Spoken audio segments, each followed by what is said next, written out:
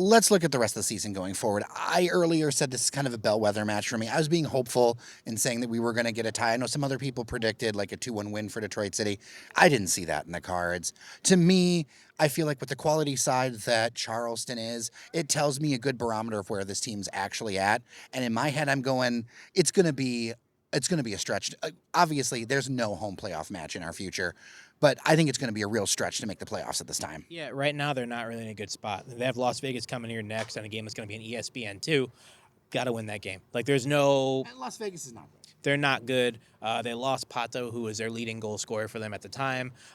They're being led right now by Andrew Carrollton, who I don't think is very good for many reasons, none of them soccer. And just, they have to win that game. I don't care what it means. I don't care if you have to go in there with razor blades in your sweatband and go in there do whatever. I don't care if you have to go kick knees. You got to leave that field with 3 points. If you lose 8 players to red cards, fine. Got to leave that game with 3 points. You don't get 3 points there, you're not making the playoffs. 100%. You got to beat the teams that are worse than you in order to make the playoffs at this point. Got to tie some teams that are better than you, but you got to beat all the teams that are worse than you. There's no ground to be made up anymore. Like, you are at that limit. If you don't get points there, you don't make the playoffs. Simple enough.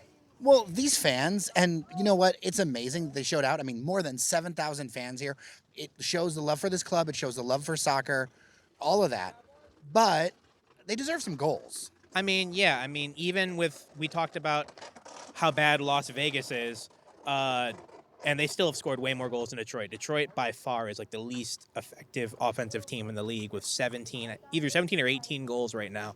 And, like, they've played more than 17 or 18 games this season. You cannot have less goals per game than you do games played. That's just not, you don't win games like that. There was the top scorer for Charleston. He's got, more than half the goals than Detroit City has all year. Yeah. Augie Williams, I think he has 10 now after the goal tonight. He has 10. That's 7 less than Detroit has as a team. Like, that's a problem.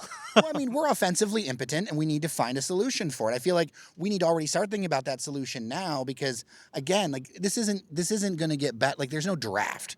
You know what I mean? There's no reason to wait. I mean, when your goalkeeper is the second on your team with assists with 1, like, that's a problem. Like, that means offensively you're not creating. You're hoping to just counterattack and go from there. And, like, you can't really win games. And like you said, there's no draft. There's no reason to tank and hope to get better players. At that point, you got to generate money to get more players. In order to generate money, you need to win. And it's a paradox at that point because it's like in order to get more money, you win, and then you get better players. If you don't win, you don't get enough money. You don't get the players you need. But also, if you're not winning, you're not going to get the money. And like it's just, you hear yourself talk, and you're like, I said the same thing 4 times. But, like, we're not fixing that cycle. We're doing the same conversation we had earlier in the season. We had that area of the season where we did a little bit better, and I think we still have bright spots, but I feel like this was a return to the mean. Yeah, I mean, with this formation, it's the first time with this formation they kind of sunk back into we don't have an offensive presence, which is helpful. Like, that means, like, okay, like, we're upset with them not really scoring goals after a litany of time where they were at least putting some pressure, getting some ball towards the net. So, like, that's a good thing. If you're looking for silver lining, that's a good thing. But, like, you don't want to see the team kind of flounder against a team that's definitely going to be in the playoffs. Like, against Louisville, that was great. It was awesome to get some pressure there. But, like, you don't want to see them come here, play against a team that's just as scrappy, a bit more offensively talented, and then kind of wilt in the end. Like, that is not really a good thing to think about if you're a fan of this club. What's something that you would change up looking forward? Like, maybe try to end up on a positive note of, like, what would you, if given you some keys, what would you do to kind of change things up a little bit? Increase offensive pressure, stop with all the long passes, look for, killer breaking balls that are kind of mid-length, short length. And just try to get the ball up the field quicker as opposed to just trying to hoof it up there and hope that someone gets it. Because, again, Detroit's not built as a team who's going to try to get the ball out the air and play to someone else. The gadget plays. That we were talking a little bit about it on the sidelines. The gadget plays are driving me crazy. Like, I understand. For those wondering, it's when, they have kind of set plays. There's not really set play in soccer, but if you practice enough, you know people enough, sure. There are some free headers that happen in the box, and instead of them trying to head the ball towards the net, they're looking to lay it off to somebody else, which works if the person you're laying the ball off to is either a goal scorer or gifted in that way, or at least tall.